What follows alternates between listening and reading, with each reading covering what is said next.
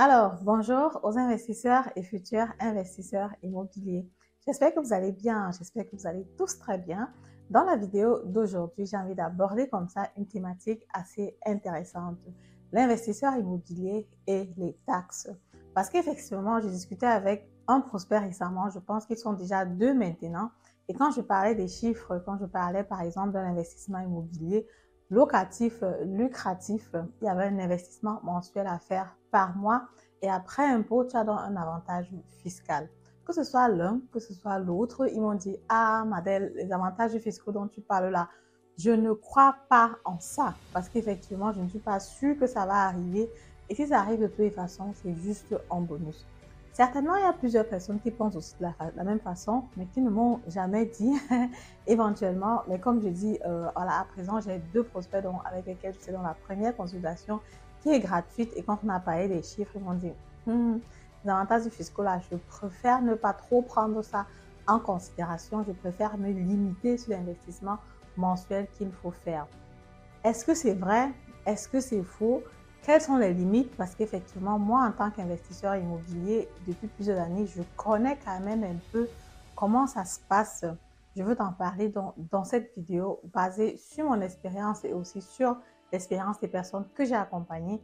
Et je te retrouve après le générique.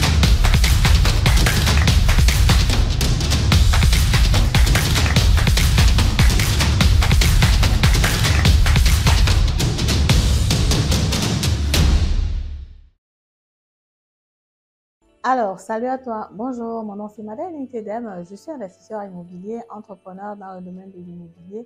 Et si j'ai créé cette chaîne, c'est parce que je suis convaincue que les personnes de la diaspora doivent se lancer sur l'investissement immobilier. Pourquoi? Parce que la pierre, c'est sûr, c'est tangible, c'est solide. Avec l'investissement immobilier, tu peux comme ça assurer ta retraite.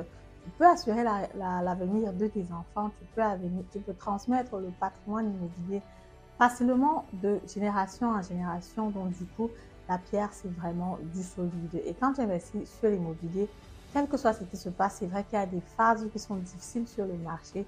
Au moins, tu as ton bien immobilier que tu vois, que tu peux toucher, que tu peux palper. Et puis, chaque fois que tu vois ton bien immobilier, tu es content, quoi. Du moins, le bien immobilier, pour moi, résout un problème de nécessité de base. Donc, du coup, pour moi, il faut investir dans l'immobilier. Ici en Allemagne, on a vraiment la chance ou alors la possibilité d'utiliser l'effet du levier à la banque pour faire de gros investissements, surtout quand on remplit les conditions. Donc, ça veut dire quand on a un bon travail, quand on a une bonne chauffeur, quand on remplit les conditions, effectivement, il faut investir sur l'immobilier. Avant de commencer, donc, quels sont les services concrètement que je propose? Premièrement, c'est la consultation qui est gratuite. Deuxièmement, c'est un coaching sur un bien immobilier voilà, dans ton secteur et que tu veux que j'analyse avec toi. Tu peux prendre un coaching qui va être payant. Il y a un accompagnement sur l'achat de biens immobiliers que je peux te proposer en tant qu'agent immobilier si tu es intéressé, si tu remplis les conditions. Un accompagnement sur un bien immobilier résidentiel, une formation en ligne. Si tu penses qu'il te faut d'abord acquérir un certain know-how avant de te lancer, toutes les informations sont en barre de description. Avant de commencer la vidéo, j'aimerais déjà faire un disclaimer. C'est vrai que j'oublie souvent de le faire. Quand je vais parler maintenant d'investissement immobilier, aussi de fiscalité, je ne suis pas expert en fiscalité. Ce que je partage avec vous, c'est mon expérience et vous n'avez pas forcément besoin de vous baser uniquement sur ça pour prendre vos décisions, quoi. Vous avez aussi la possibilité de faire vos recherches, de faire, voilà, de rechercher vous-même vos informations et de vous décider sur ce que vous voulez faire ou alors ce que vous ne voulez pas faire du tout. Voilà, sans plus tarder, on va donc rentrer sur la thématique du jour. Alors, la thématique du jour, investisseurs immobiliers et les taxes. Parce qu'effectivement, comme vous savez, les taux d'intérêt ont flambé sur le marché. Il y a inflation, il y a plusieurs choses qui arrivent. Le marché de l'immobilier aujourd'hui est assez compliqué parce qu'effectivement, les charges vont être plus élevées que précédemment. Les taux d'intérêt ont pratiquement doublé sur le marché. Donc, du coup, il y a des personnes qui se posent la question, est-ce qu'il faut vraiment que j'investisse? Est-ce que ça vaut la peine de mettre mon argent dans l'immobilier, quoi? Parce qu'à la fin de la journée, naturellement, il va falloir sortir de l'argent dans sa poche. Je peux comprendre qu'il y ait plusieurs personnes qui ne sont pas très intéressées parce que, voilà, sortir de l'argent de la poche ne fait pas forcément plaisir. Mais tout ce que je peux dire, c'est que quand tu investis quand même sur un bien immobilier, tu investis sur quelque chose de tangible, de sûr, que d'aller investir sur une voiture, quelque chose comme ça qui va perdre en valeur. Tu investis sur l'immobilier qui, dans la plupart des cas, du moins pour les biens immobiliers que je propose, vont prendre de la valeur sur le temps. Donc, du coup, quand on fait dans la consultation, ce que je dis toujours que c'est vrai, les dépenses, les choses sur le marché coûtent cher, mais toutes ces dépenses-là peuvent être exonérées de la fiscalité. Déjà, il y a le taux d'intérêt que tu peux exonérer de ta fiscalité, à ne pas confondre avec le taux de remboursement, parce que le taux de remboursement, naturellement, c'est le remboursement de ta dette, et là, le fisc n'a rien à y voir, quoi. C'est ton argent, c'est ton épargne, en fait, que tu es en train de garder.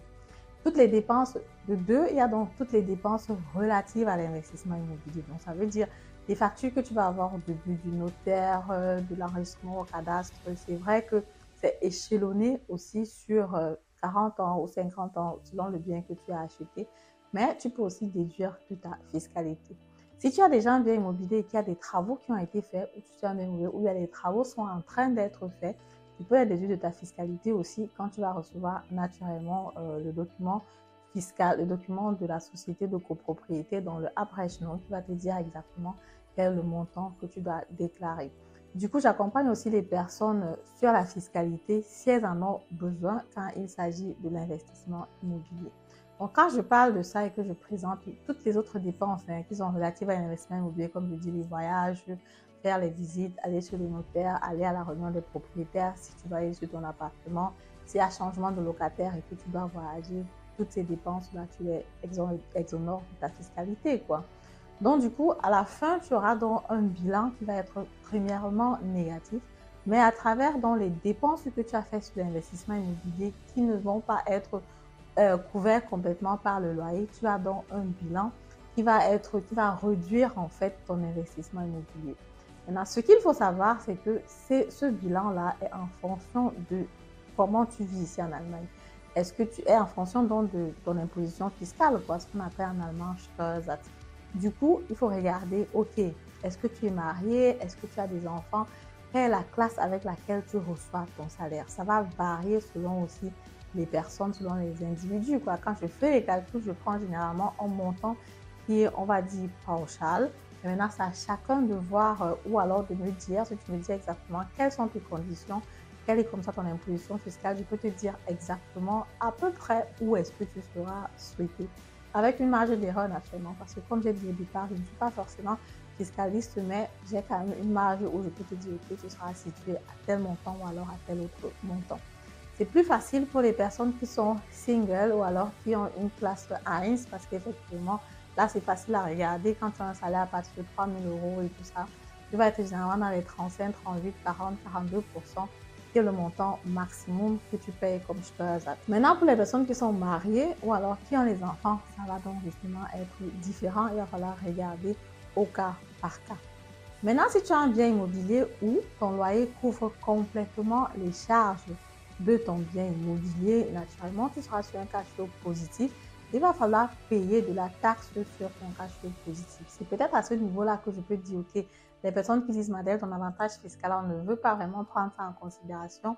C'est peut-être dans ce cas de figure-là, quoi. Parce que dans le figure où tu es positif, naturellement, c'est toi qui dois payer de l'argent à l'État parce que l'investissement immobilier, voilà, c'est un revenu que tu encaisses et comme tu sais, tous les revenus doivent être, tu dois payer de la taxe sur ton revenu, quoi. Donc, du coup, là, en ce moment-là, l'argent va sortir de ta poche selon toujours ton imposition fiscale. Si c'est 30%, 40%, 42%, 20%, je ne sais pas moi, tu vas donc payer ce montant-là à l'État.